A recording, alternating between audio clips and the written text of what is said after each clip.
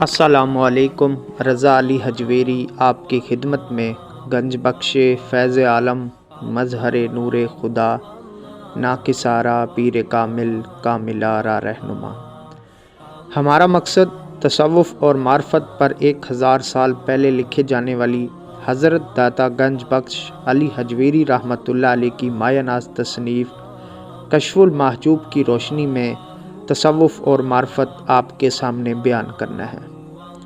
जिस किताब के मुतल्लिक़ हज़रत ख्वाजा निज़ामुद्दीन औलिया रहमतुल्लाह अलैह फरमाते हैं कि जिस शख्स को भी मुर्शिद कामिल की तलाश हो वो हज़रत दाता गंज बख्श अली हजवेरी रहमतुल्लाह अलैह की मायानाज़ किताब कश्फुल महजूब पढ़े, उसे मुर्शिद कामिल की रहनुमाई मिलेगी।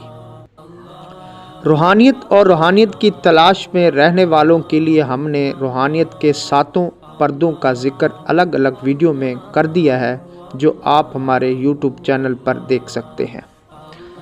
आज हम इस साइंस और टेक्नोलॉजी के दौर में और इस्तदराजी कुव्वत रखने वाले लोगों से मसलन काला जादू, काला इल्म के ज़रिए मुख्तलिफ़ किस्म की चुटकुलियाँ, आँखों के धोखे और अक्ल के ख़िलाफ़ जब कोई काम देखते हैं तो हम इनको करामत समझ लेते हैं और इन लोगों को वली समझकर इनके पास जाते हैं।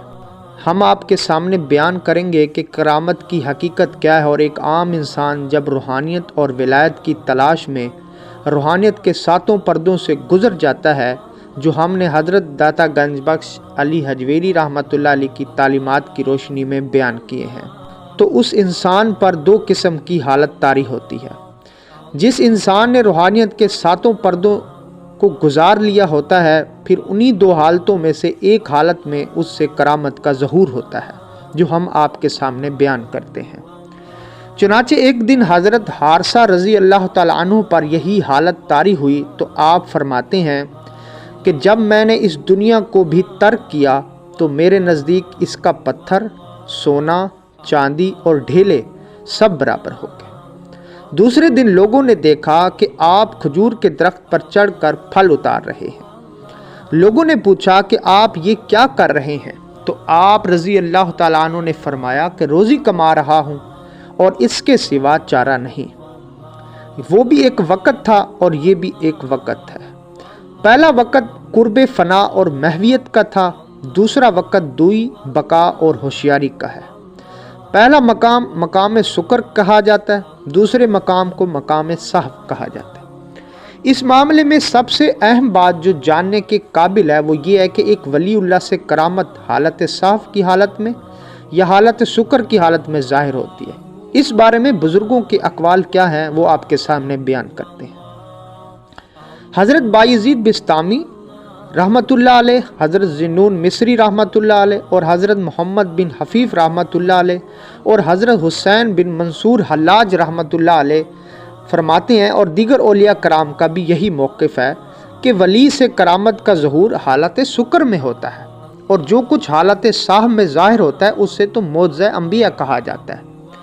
इन हज़रात के मसलक में करामत और मौजज़े में यही फ़र्क वाज़िह है कि वली से करामत का इज़हार हालत शुक्र यानी मदोशी में होता है जब वो मग़लूबुल हाल होते हैं और तबलीग़ इस्लाम की तरफ इनकी तवज्जो नहीं होती, और नबी से मौजज़ा हालत होशियारी में ज़ाहिर होता है। एक नबी को अख्तियार होता है कि जब चाहे मौजज़ा ज़ाहिर करे और जब चाहे उसको छुपा ले, लेकिन औलिया कराम को ये अख्तियार नहीं होता।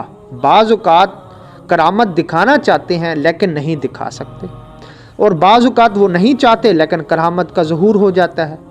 इसकी वजह यह है कि वली दाई नहीं होता जिसको ज़ाहिर होना पड़े, बल्कि वो मकतूम यानी मख्फ़ी होता है जिसको ज़ाहिर होने की ज़रूरत नहीं।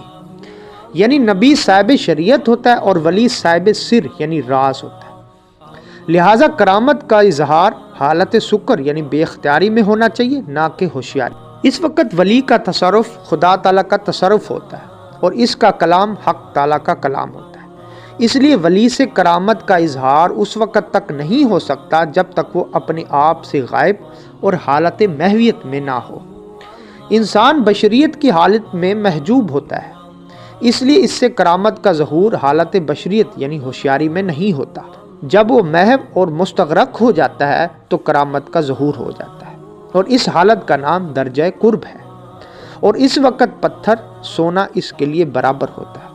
اور یہ وہ مقام ہے جہاں انبیاء علیہ السلام کے سوا کوئی شخص دائمی یعنی ہمیشہ کے طور پر اس حالت میں نہیں رہ سکتا۔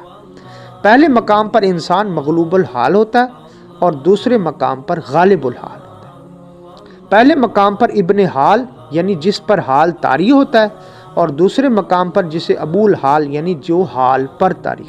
مقام صاحب پر اولیاء کرام عام انسانوں کی طرح نظر آتے ہیں، جیسا کہ حارث رضی اللہ تعالیٰ عنہ کھجور پر چڑھ گئے، اور مقام سکر پر وہ انبیاء علیہ السلام کے مدارج کا ثبوت پا جاتے ہیں۔ جب اس مقام سے وہ نیچے آتے ہیں تو عام آدمیوں کی طرح بن جاتے ہیں، اور جب اپنے آپ سے غائب ہو جاتے ہیں تو حق تعالیٰ کے ساتھ پیوست ہو جاتے ہیں۔ غرض یہ کہ قرب حق میں سونا بن جاتے ہیں، اور ان کے نزدیک سارا جہان سونا بن جاتا ہے۔ جیسا کہ حضرت ابو بکر شبلی رحمۃ اللہ علیہ فرماتے ہیں کہ جہاں ہم چلے وہاں چاندی تھی، جہاں ہم بیٹھے وہاں ہیرے تھے، اور جہاں ہم سوئے وہاں سونا تھا۔ یعنی ایک انسان جب قرب کی ساری منازل طے کر لیتا ہے اور روحانیت کے ساتوں پردوں سے گزر چکا ہوتا ہے تو اس کو دو حالتیں نصیب ہوتی ہیں۔ ایک حالت سکر ہوتی ہے، اور اسی حالت میں اسی انسان سے کرامت کا ظہور ہوتا ہے۔ اللہ تعالیٰ سے دعا ہے کہ اللہ تعالیٰ ہمیں حق سچ بیان کرنے کی توفیق عطا فرمائے اور اپنی رحمت شامل حال فرمائے۔ ویڈیو آپ کو پسند آئی تو چینل کو سبسکرائب کریں، لائک کریں اور شیئر کریں، اور اس متعلق آپ کا کوئی بھی سوال ہو تو آپ کمنٹس میں پوچھ سکتے ہیں۔ شکریہ۔